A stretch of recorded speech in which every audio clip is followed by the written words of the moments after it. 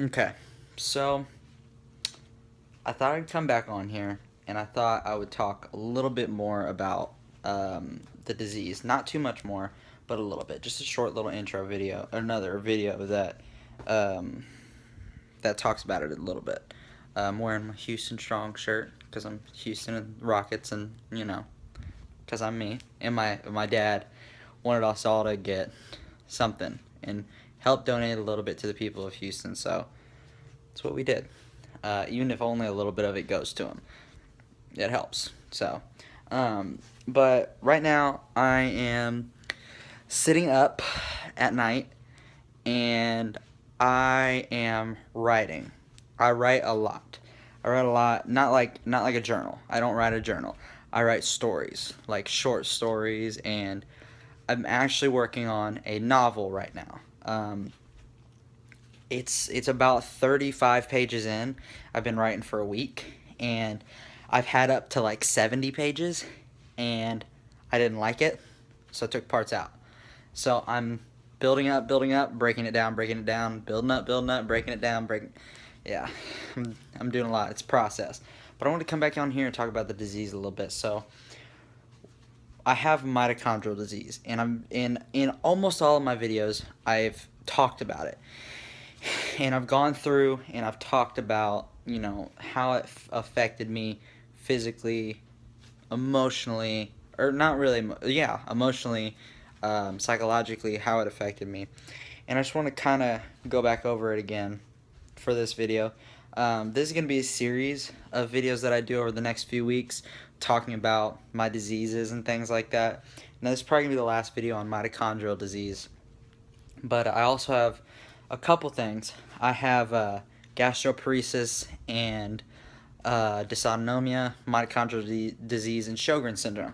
I'm not going to talk about Sjogren's because it's the most common out of all that I have, and I might make a little video on it, but I don't really get affected by it much. I barely have it, basically. I should hold the camera up higher. So when I got diagnosed with this disease, I was 17. When I was diagnosed at 17, no, I was diagnosed at 16. Yeah, I was diagnosed at 16, and if I really think about the symptoms and things like that of, you know, having this disease and all these symptoms of me getting hurt all the time and me getting all these aches and pains and all the fatigue and the trouble concentrating in school and all the times when I had what felt like I had hernia. It literally it felt like when I would walk like I had a hernia. And I remember specifically I was playing basketball. It was my freshman year of high school, and it was like middle of the year. It was like middle of the year, right before Christmas break, and I was taking like the little finals for the first semester. And I walked into class, and I remember this just ache in my right hip, and I was like, this hurts, but it's not that bad. And I sit down, and when I stood up for the Pledge of Allegiance, my hip just, I felt this pop in this burning. Turns out it was mitochondrial disease. It's just aches and pains that go with it. But it was this pain, like I've felt some intense pain these last 4 years, but that was the first like really intense, severe pain that I ever felt that that made my eyes like water. It no, it didn't make my eyes water. The pain was so bad it made me cry. I was literally crying, like crying in pain. That's not the first time it happened. The time the crying in pain moments, and I'm not scared to admit it, that sometimes the pain gets enough that all you can do is cry. It gets pretty bad. So, in that doesn't happen often anymore.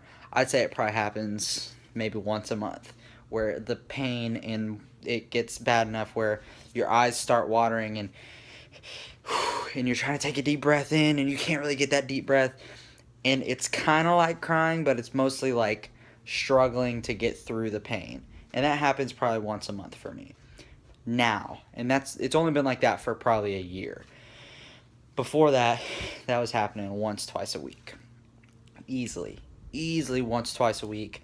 I was having these moments where I was getting up and I was just, walking and hobbling to the bed, and man, it sucked. And sometimes it still sucks. But, you know, this disease, it's very rare. One thing that my dad told me when I got diagnosed, and you can watch my other videos the last two videos if you want to know more about this, but one thing my dad told me, and I remember this, is right before the doctor told me what it was and told me that I had mitochondrial disease for sure and that I'd never be able to play basketball again. One thing he told me before that doctor walked in that room, before I got my results, he told me, he said, "Look, dude, this is nothing that he can say is life ending. Your life will not end because of this." Now, he wasn't talking about the prognosis being like death or anything. He was talking about this part of your life, it might be over, and this is not life ending. This chapter of your life, basketball, sports, cross country, track, school like you know it, that part's over. That part of your life has ended. But now it's time to go on a new chapter and find something else in your life that can fulfill you as much as basketball did. And I'm still looking for that. I'm still looking for something too. You know, I found someone who fulfills me as much as basketball did in certain ways, but the competition of basketball, I've never found that ever anywhere. I've never found anything in these last. I haven't yet. I shouldn't say never. I haven't found anything yet in these last 4 years that I could really sink my teeth into, something that had my competitive juices flowing. I haven't found that yet, and I'm still looking. One thing I'd like to do is I'd like to try real estate, because I like to try to compete with other people and do better than them. And I think that'd be something I'd be really good at. So I'm thinking about trying that. But anyways, I found a person, Crystal, my girlfriend, my amazing, awesome, cool as hell girlfriend. You know, the basketball, when I was younger, or when I was going through a bad time, because high school wasn't the best for me, wasn't the best.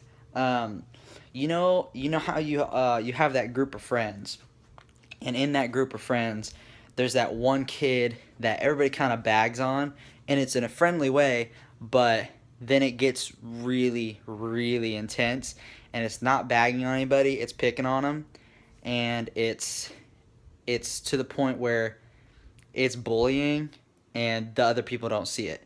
And if you come out and say, and it's a group of guys, so, and I'm not scared to say, like, dude, stop saying that. It's not good for me.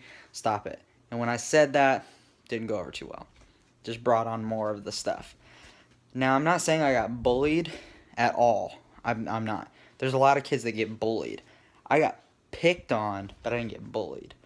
But in those times when I was hurt, or when I was going through stuff emotionally at home, or not like at home with like my parents or anything, but if I was just going through some stressful time or anything like that, because of school was overwhelming or basketball was overwhelming, and you know, the BS with high school and girls and stuff where you have to have a girlfriend, if that was getting overwhelming, I expected my friends to be there for me. But my friends at the school that I was going to were not.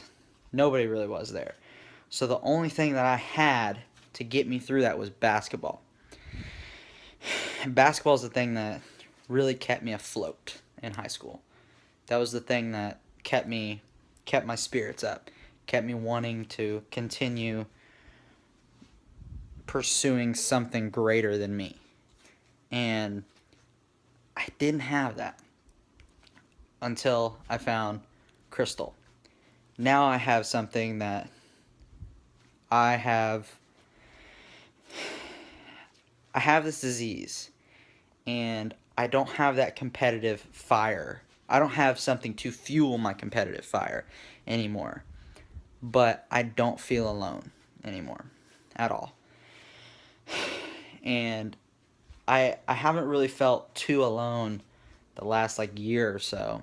But these last 6 months I have not felt alone at all through anything. And this is the happiest I've been in this last 6 months. And these last 4 years, this is the happiest I've been. And it's not all thanks to one person. It's thanks to a lot of people and a lot of things and a lot of stuff. But I'm kind of rambling here, but basically I'm saying I'm absolutely 100% blessed beyond belief to have such an amazing mom, such an amazing dad, such an amazing best friend in my sister who understands me fully, and amazing girlfriend who she's there for me whenever I need anything. If I have a bad day medically, she'll take care of me. If I have a good day, she'll keep me going. She's perfect. And what I'm saying is I'm going to bring it back to my dad and what he told me. It's not life ending, it's just the end of the chapter. You're still writing your own book. You still got a next chapter. There's always another chapter. So, and I'm not even close to even halfway through the book of my life. The book of Derek, I'm not halfway through it yet. I'm getting there, but I'm not through it yet. But what I'm getting back to is, I know this is kind of a rambling video. It's kind of my way to vent at night sometimes, is to make these videos.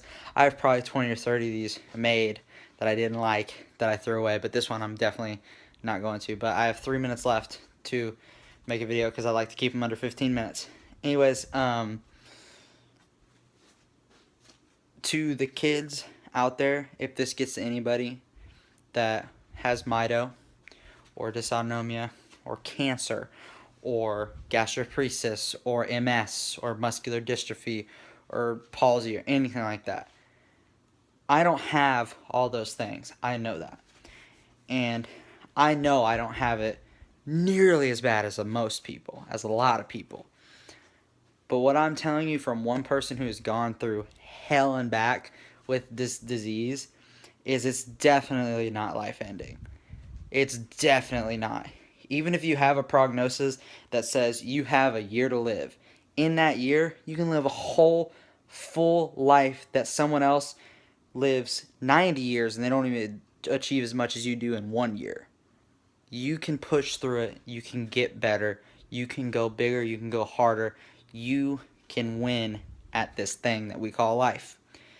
And every time I say that, I think of Prince going, "Ladies and gentlemen, let's gather here. We've gathered here today to get through this pretty little thing called life," or whatever he said. Kind of makes me think of that. But no matter what, it's not life-ending. It might be life-threatening, and I'm not talking about physically, because some people have that prognosis where it's inoperable. I have a year to live. That's it. Some people have that, and that might be life-ending on your actual physical being, but that's not life-ending in everything else. You can go through, you can make a difference. Even if it's just going around to, if you're in a hospital and you're stuck in a hospital, even if it's just going around to other kids' rooms and helping them out and reading to them or something, you can do it. It's 100% achievable. Whatever you do, whatever happens to you, just think about it. It's not life-ending. It's ending that chapter of your life, but you're starting a new one. So guys, please like, comment, share. Please share this video, subscribe. And all you guys out there having a bad day, just keep your head up, keep on moving, just work through it, because you can get through it. Thanks for watching.